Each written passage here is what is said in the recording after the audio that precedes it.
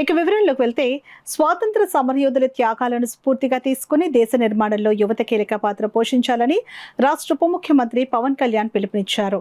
80వ స్వాతంత్ర దినోత్సవం సందర్భంగా కాకినాడలో జాతీయ పతాకం ఎగురవేశారు. ఈ సందర్భంగా పవన్ కళ్యాణ్ మాట్లాడుతూ 80 ఏళ్ల భారత స్వాతంత్ర ప్రయాణంలో ఒక తరం స్వాతంత్రం కోసం పోరాడిందని, మరో తరం దాన్ని కాపాడిందని, మరొక తరం దేశ నిర్మాణానికి పునాదులు వేసిందని అన్నారు. 80వ స్వాతంత్ర దినోత్సవ వేడుకలు కాకినాడ జిల్లా పోలీస్ పెరేడ్ గ్రౌండ్స్ నందు ఘనంగా జరిగాయి. ముఖ్య అతిథిగా విచ్చేసిన రాష్ట్ర ఉప ముఖ్యమంత్రి పవన్ కళ్యాణ్ జిల్లా ప్రజలను ఉద్దేశించి సందేశమిచ్చారు. గౌరవ ఉప ముఖ్యమంత్రి పవన్ కళ్యాణ్ జిల్లా collector MN Harendra Prasad, SP Bindu Madhav, జిల్లా joint collector Apoorva Bharat, trainee collector Priya తదితరులు స్వాగతం పలికారు. వేదికకు చేరుకున్న ఉప ముఖ్యమంత్రి పోలీసుల గౌరవ వందనం స్వీకరించి జాతీయ పతాకావిష్కరణ గావించి అనంతరం జిల్లా ప్రగతిపై ప్రజలకు సందేశమిచ్చారు. అనంతరం పోలీసు జాగిలాలచే ప్రదర్శన, అనంతరం ప్రభుత్వ అభివృద్ధి సంక్షేమ పథకాలకు సంబంధించిన శకటాల ప్రదర్శన, తదుపరి సాంస్కృతిక కార్యక్రమాలతో కార్యక్రమం సాగింది. ఈ కార్యక్రమంలో రాష్ట్ర ఉప ముఖ్యమంత్రి సతీమణి అన్నా కోణిదలతో పాటు లోక్సభ, రాజ్యసభ, పార్లమెంటు సభ్యులు Tangella Uday Srinivas, Sana Satish Babu, MLC Perabathula Rajasekharam, Kari Padmasri, Kakinada urban development authority chairman Talatam Nagavenkata Satya, Jaggampeta మరియు టీటీడీ పాలక మండలి సభ్యులు జ్యోతుల నెహ్రూ, పెద్దాపురం శాసనసభ్యులు నిమ్మకాయల చినరాజప్ప, కాకినాడ పట్టణ మరియు గ్రామీణ శాసనసభ్యులు వనమాడి వెంకటేశ్వరరావు, పంతం నానాజీ, ప్రత్తిపాడు శాసనసభ్యులు సత్యప్రభలతో పాటు రాష్ట్ర పౌర సరఫరాల సంస్థ chairman Thota Sudheer, DCCB chairman Tummala Ramaswamy, TRO doctor P Thippenayak, Kakinada RDO Mallibabu, వివిధ శాఖల జిల్లాధికారులు, ప్రజాప్రతినిధులు, ప్రజలు పాల్గొన్నారు. ఈ కార్యక్రమంలో భాగంగా శకటాల ప్రదర్శనలో ప్రథమ, ద్వితీయ, తృతీయ బహుమతులు, సాంస్కృతిక కార్యక్రమాల్లో ప్రతిభ కనపరిచిన విద్యార్థులకు మెమంటోలను జిల్లా collector MN Harendra Prasad, SP Bindu మాధవుల చేతుల మీదుగా అందజేశారు. తదుపరి జిల్లాలో ఉత్తమ సేవలు అందించిన 242 మంది అధికారులు, సిబ్బందికి ప్రశంసా పత్రాలు జిల్లా కలెక్టర్, ఎస్పీ అందజేశారు.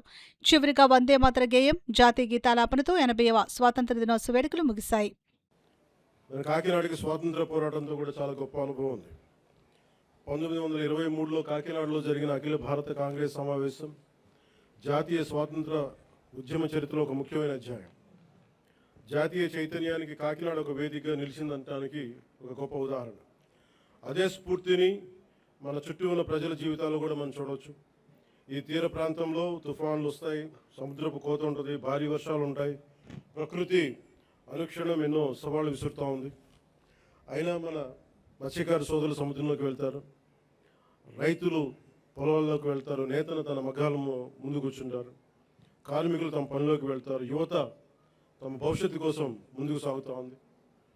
కుటుంబాన్ని నిలబెట్టడానికి, సమాజాన్ని ముందుకు తీసుకెళ్లడానికి సామాన్య మనిషి ప్రతిరోజు చేసే పోరాటం ఈ దేశ నిర్మాణంలో భాగం.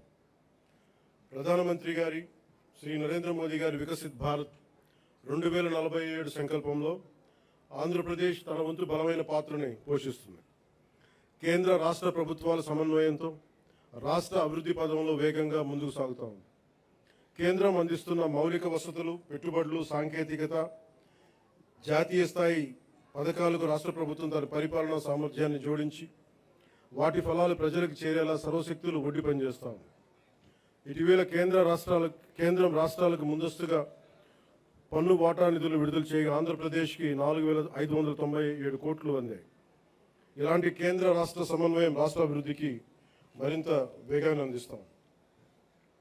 అదేవిధంగా స్వాతంత్ర్యం వచ్చి ఇన్నేళ్లు గడిచిన రహదారి సౌకర్యానికి నోచుకొని గిరిజన గ్రామాలకు తొలిసారిగా రహదారి సౌకర్యం కల్పించాలనే లక్ష్యంతో డోలీ రహిత గిరిజన గ్రామాల కోసం అడవి తల్లి బాట కార్యక్రమం కింద 2,078 కోట్లతోటి 2,310 కిలోమీటర్ల రహదారుల నిర్మాణం చేపట్టాం.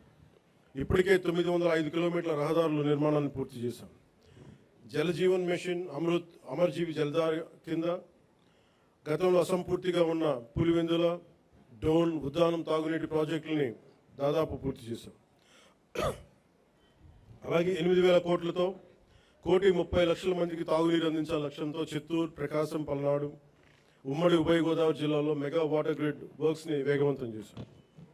మరో 9,355 కోట్లతో 10 కొత్త ప్రాజెక్టుల ద్వారా దాదాపు 6,500 గ్రామాలకి తాగునీరు అందించే మెగా మల్టీ విలేజ్ స్కీమ్స్ని ప్రక్రియను ప్రారంభించాం. అటవీ పర్యావరణ పరిరక్షణకు శాస్త్రీయ విధానం, సాంకేతికత, ప్రజల భాగస్వామ్యంతో ముందుకు సాగుతూ ఉన్నాం. రాష్ట్రంలో పచ్చదనాన్ని 50% పెంచే లక్ష్యంతో ఈ సంవత్సరం 10 కోట్ల దేశవాళీ మొక్కల్ని పెంచే ప్రణాళికతో పాటు 74 నగర వనాలని అభివృద్ధి చేశాం. అలాగే దాదాపు 3 కోట్ల సీడ్ బాల్స్ని తయారు చేసి వాటి విస్తరణ కార్యక్రమాన్ని ప్రారంభించాం. వేల హెక్టార్లలో మడ అడవులను సంరక్షించడం ద్వారా దేశంలో 2వ స్థానాన్ని సాధించాం. గ్రేట్ గ్రీన్ వాల్ ద్వారా తీర ప్రాంతాల రక్షణ కూడా చర్యలు చేపట్టాం.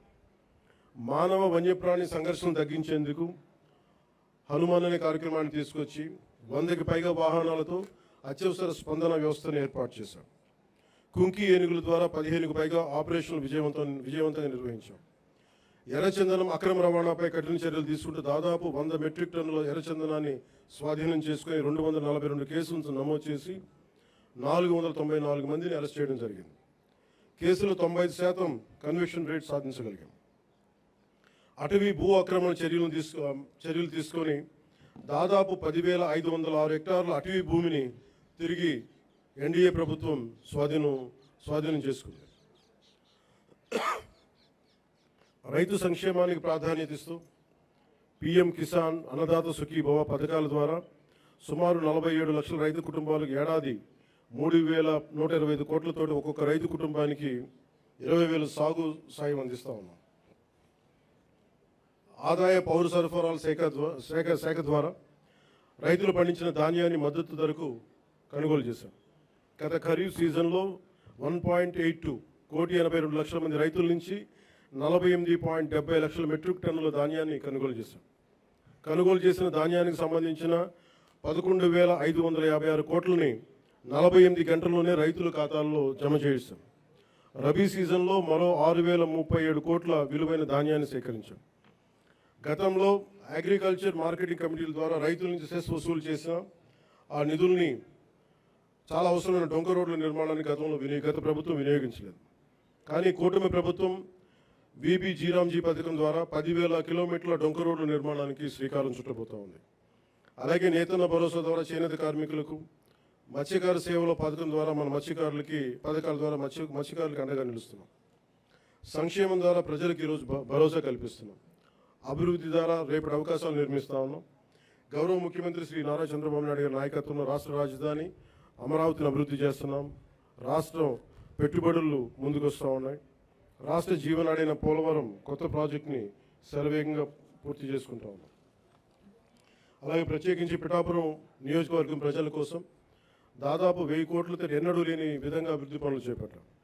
ఇందులో Uppada sea protection wall, roads, drains, తాగునీటి వస్తువులు, రైల్వే ఓవర్ బ్రిడ్జ్, రైల్వే స్టేషన్ల ఆధునీకరణ, 100 పడకల ఆసుపత్రి, దేవాలయాల అభివృద్ధి, నగరవనం, చెరువుల పునరుద్ధరణ వంటి కీలక పనులు ఉన్నాయి. పల్లె పండుగ, వీబీ జీరాంజీ వంటి కార్యక్రమాలతో పిఠాపురం అభివృద్ధికి మరింత వేగంగా తీసుకొచ్చాం. నేటి యువతతోటి మాట్లాడటం అంటే రేపటి భారతదేశంతో మాట్లాడటం. అందుకు మీతోటి కొన్ని మాటలు పంచుకోవాలనుకుంటాం.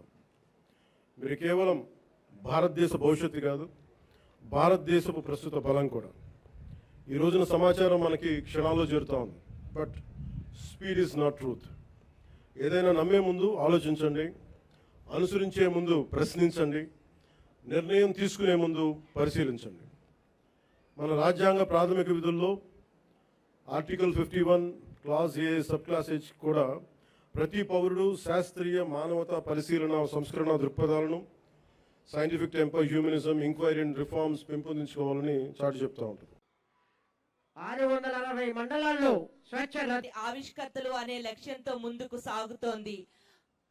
ఉన్నత పాఠశాలలకు సైన్స్ ల్యాబ్లు, క్రీడా సామాగ్రి. డాగ్ స్క్వాడ్ ఇన్ఛార్జ్ TC 3305 ఏ Satyaraju, dog BC 4731.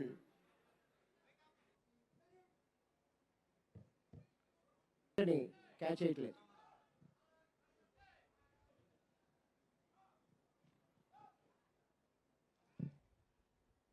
Luggage search.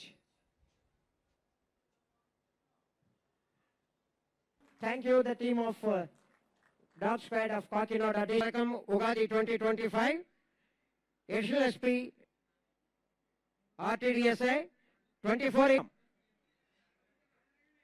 ASI TC 4378 KS Pithapuram Town PS.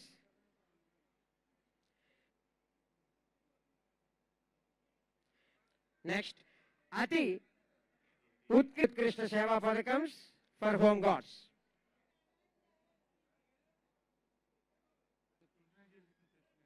Home gods 270-25. PC 793, MEV Bhas PC 2593, KV Bhadrarao, Gagana Vidhilo, రెపరెపలాడే జెండా